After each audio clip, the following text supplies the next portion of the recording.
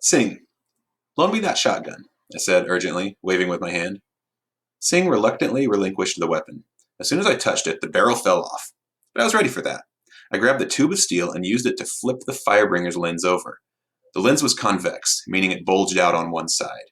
And now that it was flipped over, it looked like a translucent eyeball staring up out of the ground. It continued to fire its super hot ray of light, which was now directed at the ceiling. I used the barrel of the gun to scoot the lens away from the heated section of the floor, then carefully reached out. I gritted my teeth, expecting to get burned, and touched the side of the lens. Remarkably, as I've mentioned before, the glass wasn't even hot. As soon as I touched it, the lens shut off, the ray of light dwindling. I stepped back, surprised at how cold and dark the corridor now seemed by comparison. My shotgun, Sing said despondently as I handed back the barrel. This was an antique. That's what happens when you stay around me, Sing, I thought with a sigh. Things you love get broken, even when I don't do it on purpose. Oh, get off it, Sing, Bastille said. I lost my sword.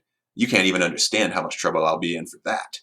I was already bonded to the shattering thing. Now I'll have to start the process all over, if they even let me. Next to that, your gun is nothing. Sing sighed, but nodded as Bastille reached into her handbag and pulled out a large crystalline knife. You may, by the way, have noticed the connection between the word Kristen and the weapons made of crystal that Bastille uses.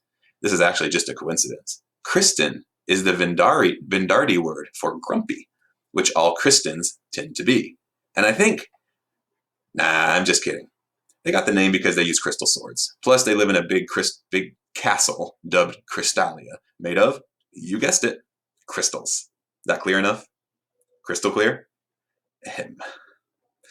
I'm out of bullets for the Uzis, too, Sing said, looking in his bag. Small weapons for us both, I guess. I knelt down and tentatively poked the Firebringer's lens, still trying to pick it up off the floor. It began to glow. Blast! I thought, and touched it again. The glow dissipated. Try being dumb, Bastille suggested. Excuse me? I asked, frowning. Think dumb thoughts, Bastille said. Or try not to think very much at all. The lenses react to information and intelligence, so it's easiest to handle them when there isn't much of either one around. I paused. Then I frowned and looked at the lens, trying my best to be, well, stupid. I would like to note that this is quite a bit more difficult than it might sound, particularly for a person like me, who can be, as has been mentioned, rather clever.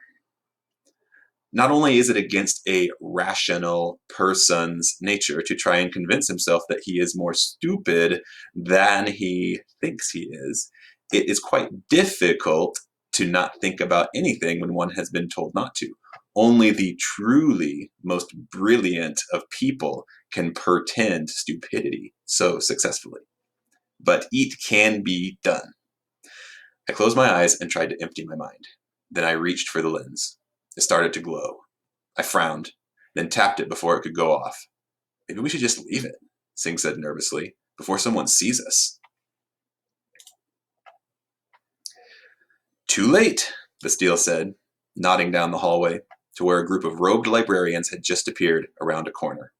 They looked quite anxious, and I suspected that Bastille had been right in her earlier comment. The gunfire had been heard. Bastille glanced at them through her sunglasses, then flipped her knife in her hand, raising it to throw. No, I said. Wait. Dutifully, she paused. The librarians scattered, several racing back the way they had come. Why did you stop me? Bastille asked testily. Those aren't paper monsters, Bastille, I said. Those are unarmed people. We can't just kill them. We're at war, Alcatraz. Those people are the enemy. Plus, they're going to alert Blackburn. I shrugged. It just didn't feel right. Besides, there were too many for you to kill them all. We can't keep our escape secret any longer. Bastille snorted, but otherwise fell silent. Either way, I didn't have any more time for acting stupid. I grabbed the lens, it began to glow, and quickly shoved it back in its velvet pouch. Then I reached in and tapped it off with a finger. I pulled the bag shut, then stuffed it in my pocket. Let's go then, I said. Bastille nodded. Sing, however, had moved over to the pile of ripped, shredded papers that were the remnants of the Enlivened. Alcatraz, he said. There's something here you should see.